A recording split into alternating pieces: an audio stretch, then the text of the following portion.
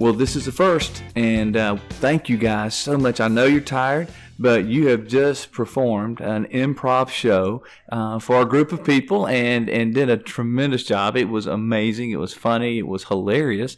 You're incredibly gifted. And then, for some reason, you agreed to allow me to do a improv podcast with you. Thank you. That means Larry. We were held hostage a little bit, but we're yeah, the door is locked right now. It is. Robin has everything locked up, so she'll release us all when this is over. We hope so.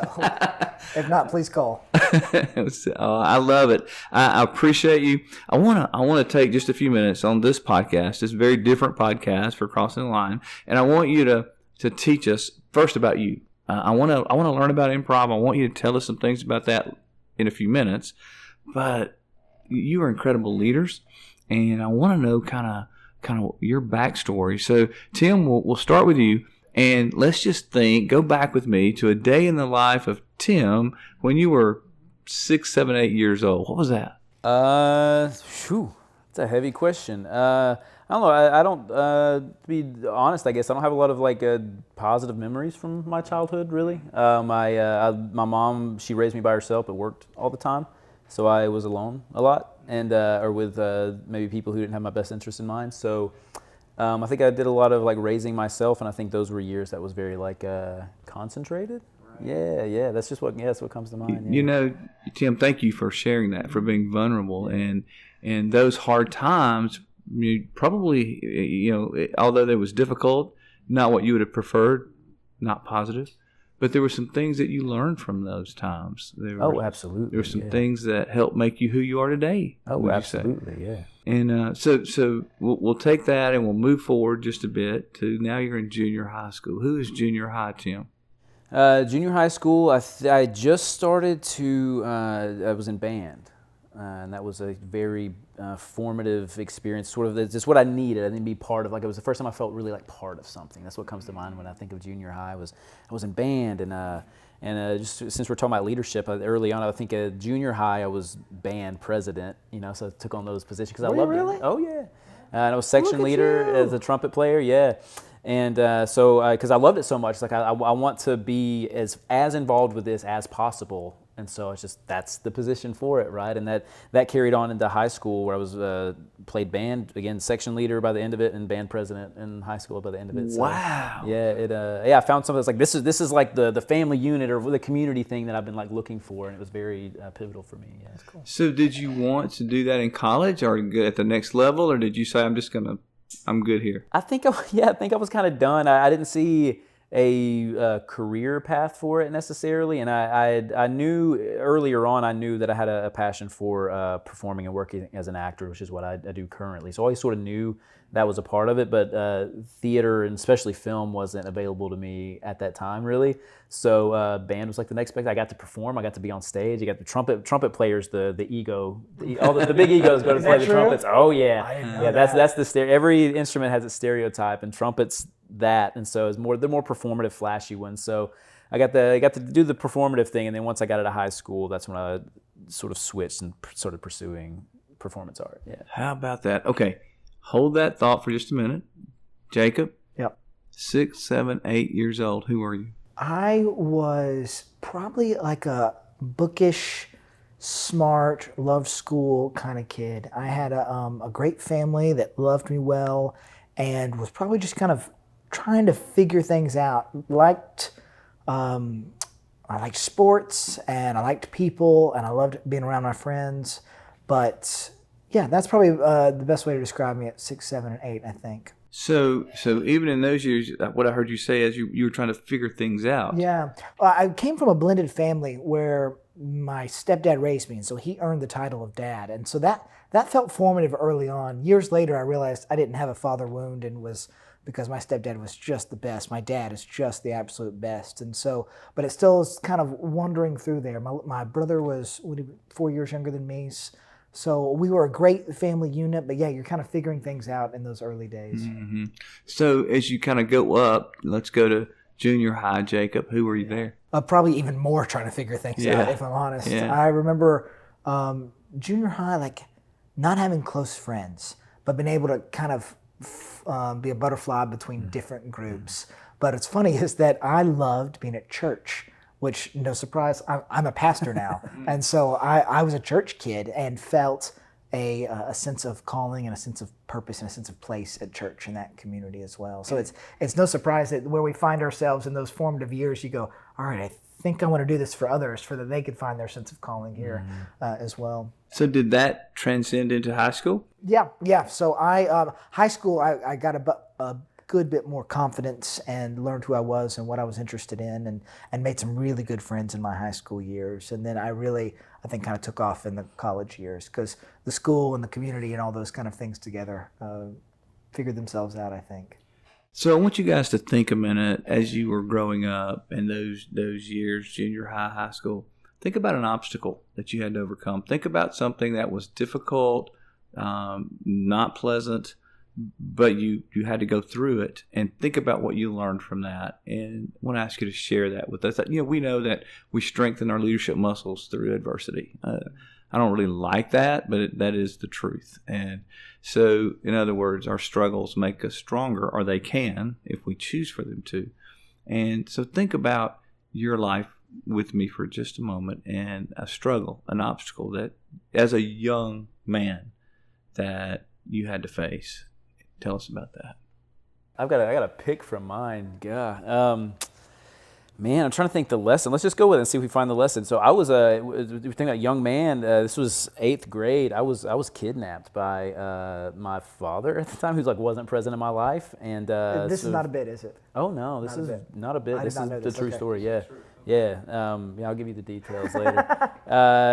Just sort of creeped back into my life and sort of was manipulating things behind the scenes and sort of orchestrated this whole thing. And I spent like a summer in Georgia at that age. And I don't know the lesson from that. I think it coming back was the lesson when I finally came back home. It was like I don't know, it taught me a lot about my mom's love for me, I guess, and about who I was. I think I had to really just sort of grow up fast and think about my decisions. And I was sort of coming at that age where it's no, I'm autonomous. I'm making decisions from it. And do I want to make decisions like this that hurt people in the way that they did? Yeah. And who am I going to be? This hurt me, and who was this for? And it made me probably a little overcorrection of lack of trust with people a little bit. You know what I mean? So I think I built up a lot of walls. I think I became really strong as an individual at that time. And so I think that's carried me through a lot of my life. And I think those sort of trust issues, I've had to break those walls down over time, which has been tough. But yeah, when you ask about an obstacle like that was it. It's sort of this paradigm shifting sort of thing. It happening, and then sort of being in it, and then knowing it was wrong. And I think it really fine tuned my, I don't know, spiritual, consciousness or perceptions of this is wrong, and going back home is right. And I think it fine tuned a lot of that. I don't know. I think I'm still sort of unpacking the benefit. I don't know if it's hard to say. It's this obstacle, but what good came from it? Oh, that's a tough one. Well, Tim, one of the things that I notice in doing these interviews is that every leader, every strong leader, has this adversity that he or she has gone through, and they've chosen to learn. Maybe not in the moment, maybe not when it was happening, but even as they look back, and I can see because what you just told us was that you learned from this, so you had to make better decisions than maybe even your dad or those that were in authority. That you had to say, look, I don't want this. So you chose to find that strength. You chose to find that independence. You chose to find the ability to persevere. I mean, think about all those traits of leadership: perseverance, being independent, being not allowing others to sway you into making those saying, I'm going to choose to make better decisions than what I had been exposed to. I think that's amazing. Absolutely, because I'm the age right now that he was when that happened. Wow. And so it's caused me to reflect on those things a lot of who I sort of chose to be, those qualities that you just described. I'm at least not perpetuating something, Yeah. I'm leading in a different direction than that for sure. Yeah. That's beautiful. Mm-hmm. Wow. That's awesome. Thank you for sharing that. Oh yeah. Mm-hmm. Jacob? Weirdly enough, I was kidnapped by Tim's father, which What a terrible guy. It was the best summer of my life. I don't know. Is that not rude? Wait, hold on. That was you? That was. Oh, I was around, and I had a blast. You were the favored one during that summer. I remember. I thought I recognized you. Anything you say in response, and after that, it's like, grades were tough. I couldn't ride my bike very well. Hey, you go first next time. I should have started with you, Jacob. How would you know? How would you know? Yeah, so I will say this was kind of ongoing. I referenced it earlier, so it's funny that it's come back up. But coming from a blended family, I very much feel you're always kind of finding your place. It sounds obvious, but like my last name is different from my parents' and my brother's last name. And that kind of walks with you of, okay, well, I'm a part of a family, but I feel distinct and unique in some ways because of other people's decisions. And so finding a sense and a place of belonging, it was always really, it took a while, you know what I mean? What's interesting though, is that years later, Suzanne says that, because you're visiting family of people you don't spend time with because they're kind of distant, or they're, biological father, it's his side of the family, and I had a grandmother on that side I love, but I just didn't know them all. But she says that this actually gave you that, Jake, I don't feel awkward in a lot of rooms. Like I know how to work a room and know how to be uncomfortable, be comfortable in uncomfortable situations, and it kind of trained in me a willingness to say, like, I kind of know who I am at this point because I've been through a lot of uncomfortable stuff earlier on. Again, I'm so thankful that my mother remarried the best man, and he raised me since I was 2 years old. And so it's not a wound in this way, but there are repercussions of those kind of decisions, and those that kind of, they stuck with me for a little while. So going through those awkward times helped you today to know who you are and have confidence to be who you are. Yeah. And it feels like nothing's going to be as awkward as it was when you're 13 spending Christmas or time with family that you don't know that well. You'll never be as uncomfortable as you are in those situations. And so there's a bit of confidence that comes along with that. Sure. wow. And for our listeners, Suzanne is my wife, and we've been married for 10 years now. Yeah. So from a leadership perspective, learning how to navigate that awkwardness, learning to not allow your identity to be caught up in things you can't control. Identity is not what your surroundings say, but rather comes from the inside outward, of knowing who you are, makes you look comfortable when you walk into the room. That's amazing. So guys, thank you first for sharing that. We learn from you, and we learn more from hearing about your struggle and overcoming than we do from your successes. But you both are incredibly successful. You're incredibly gifted, and I want you to kind of talk to us a little bit about how you got. First of all, what is improv? Let's start there. Yeah. Both of you are, you have this company where you do improv shows. You have an improv theater, amazing, in Birmingham, Alabama. And but tell us a little bit about. Let's define what we're talking about. So improvisation is a relatively new theatrical art form, kind of developed in the 1950s in Chicago. There were some precursors to it in Germany and Russia, whatever, but it really coalesced. And one author said that it's really America's greatest contribution to the theater is improvisation. And it started in Chicago through the Compass Players and Viola Spolin and these theater games, these games that were really meant for theater practice and rehearsals and getting out of your head and getting into your heart and responding with emotions, and made you better actors. And this group realized that the games are really fun to play in front of an audience. That they weren't just practice, and they were actually performance. And they would do these things, and they were smart, quick-witted people from the University of Chicago.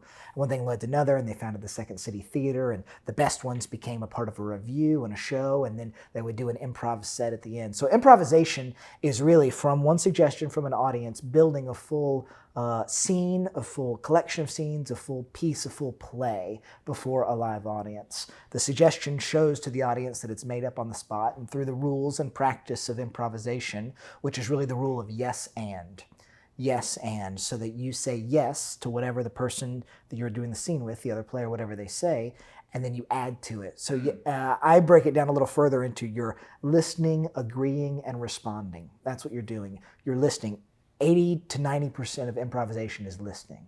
being a good listener, listening to what they're saying, what they're implying, what they're suggesting, what their body language is. You're listening and you're taking it all, and you're agreeing, so that if Tim says, hey, have a hat, that is a hat. It's not something else. It's exactly what they say, and that how he says it suggests something about his character and our relationship. You're listening to all these things. You're agreeing to the truth of them, and then you build on top of it. You respond to them with something true from your perspective. And from those back and forth, you very quickly build a scene that has perspective, that has relationships. And then from that, maybe the next scene builds on top of that. And you kind of start with this one suggestion and build a whole world and make wonderful discoveries. And it's a blast. It's really, really fun. You know, I saw that just a few minutes ago. You guys took just something from the audience, and you just continued to build and tell stories, and you had us captivated, and it was hilarious. But I can't help but think while you're talking how important that is in leadership, how important that is in relationships. So I want to break that down in a minute, but I want to let Tim tell us about the theater. Yeah, for sure. That was a really great explanation. Thanks, top notch. Yeah, you've been studying? Yeah. So I'll sort of, to segue into that, the way I sort of present when I'm starting out a class, like week one, is, because that's always the question. People know they want to do it, but they don't even know what it is sometimes. You know, I'll ask them like, so I'll ask, what is improv? And nobody knows what to say. Like I'm just here for it. I don't know what it is. And I try to say that it's a way of turning chaos into order, and that the stage is sort of this open chaos where anything can happen. It's just a blank stage. Anything can and will happen. And it's like, how do we take this sort of chaos that comes up and transform it into this thing that has a bit of like order to it and story to it and structure and then world building and relationship building. And it's through those things Jacob's talked about. It's acceptance. A sort of easy way to look at it is like a virtue is really. It's like acceptance. It's listening. It's being vulnerable. It's trusting other people. It's trusting yourself and your own instincts. And there's whole fields of applied improv to how we apply these for businesses or schooling. I don't think there's any human relationship that those virtues don't touch and enrich. And so what we found with, I always sort of think, of course we're on stage and like we've had training and like our shows are like funny, but I do think that there's something when people witness, especially like three grown men up on stage being vulnerable with each other, trusting each other, really truly listening. It's so rare that there's almost a cathartic release to witness that in public, that it's so rare, right? And I think I think the laughs that people enjoy the night because of that, but I think what brings people back is that cathartic release of witnessing those things. And so our shows, we were starting doing, we've done this for a long time, but our current group, we're 30, 40 people were coming, sort of our friends and family and stuff. And then our last show had 230 people at it. It's just people, there's a community that's begging to be born. And we saw that happening. And it's like, we need to build a space for this to happen. And so we found a space, and it's humble for now. We have big dreams, but it's called the Faraway Theater. And it's sort of the idea of like, this is a place where you can go and have this experience. And right now, we started offering classes, and right now we have currently 40 active students right now. And in the advanced levels, the people that have gone through 8 weeks and are starting their next 8 week of classes, they've started like a walking group. They've been going to each other's like birthday parties and other creative events, like this whole community that because you don't act out those virtues and not build strong relationships with somebody. When you put those virtues on its feet, inevitably community happens. Yes. And a celebration of one another happens. My favorite quote about improvisations from a group, TJ and Dave, and they're out of Chicago, and they're the best in the country at this, but they wrote a book about it, Improvisation at the Speed of Life, and they say when you get on stage, there's a million questions. Who are you? Where are you? But all of the answers to your questions are in your partner's eyes. You lock in on your eyes, and every answer to the question you have is found in there. And between the two of you, you're going to discover all the answers to the questions that you have. Which, when they talk about listening, say everything you're looking for, all the chaos that exists right now, if you lock in on one another, you're going to find it together. Which I don't know that I would have put it that way, but it's absolutely true, because you don't know what's happening, you don't know what's coming next, but I know if we hang on to each other and we keep finding one another and keep those lines of communication open, that all the answers that we need are going to come. And that exists in relationships, that exists in groups, that exists in churches, that, hey, we can find the answers, but more important than the answers is the commitment we have to one another to move forward. And I think that's a vital lesson. So let's unpack that just a little bit, guys. How do we use this improv philosophy. Yeah. I'll call it that, right? That's what it is, yeah. How do we use that in our relationships? How can we use that? Because you talk about locking in to someone's eyes, you talk about truly listening, but break that down for me a bit. Because let's say our listeners, they want to have the ability to improve, from whether it's a professional relationship, whether it's a personal relationship. What are some things that they could do to kind of use this improv philosophy to help enrich their relationships? Take an improv class. Yeah. At the Faraway Theater. At the Faraway Theater, yeah. Absolutely. You can hire one of us to come into your business and help you out and to run. Because I do think so. These sort of soft skills that we're talking about, we don't get a chance to exercise, and we don't get like the cognitive fitness that you usually go. Oh, I want bigger arms. I'm going to go to the gym and get bigger arms. Or I want to run fast. You can do that. But it's like I want to be able to speak better in front of people. Well, you only get to do that when the pressure's on. Yeah. True. And so the class you get to, it's sort of like a gym you get to go to and work these things out. And so I think that it's a joke answer, but it really is like it's a chance where you have nothing but a safe, supportive environment to go in there and do that. And you find that a lot of times in an intro class. There's people who for sure want to get up and like ham it up on stage and be funny, but a lot of times you get people who are just trying to improve you were saying this earlier tonight, their public speaking skills, just being comfortable being in front of people, getting over a stutter or whatever it is, and it really is you do that for 2 months basically, and with loving people who are now at the end of it, your friends, that you get that workout in. Yeah. To get to your question, I would go back to our basics of what is yes and listening. How good of a listener are you? And not assuming. Assuming is the worst thing you can do in improv. It really is. It's like, oh, he knows what I'm talking about. So you don't. You're in your mind, and he's in his mind, and those lines of communication aren't open. So how are you really listening to the other person, and then agreeing, not saying, oh, it's fine, they're okay, but like, no, maybe they're not fine. Trying to, what are we agreeing to? We would call it the base reality of a scene. Like, what's the base reality? What is actually happening here? So any type of leadership lesson would say you need an honest assessment of where you are before you know where you're going. That's the exact same thing. It's an honest assessment of what's happening here before we can move forward. And then slowly taking one step at a time. A lot of people want to jump really far away. You want to jump all the way to the end where there's things like, no, we have to build something here before we have fully realized characters on stage. So you have to make those discoveries one at a time. It feels elementary when you talk about it broken down, but when you see it on stage, it feels like magic. When you're both committing to the rules, then you can really start moving quickly with a built-in trust. But you've got to start at this one-on-one level of, am I doing a good job of listening? What am I catching on to? How am I going to respond to that? And then you start building these muscles, and you can move much faster. Does that make sense? That's so good. That is so good.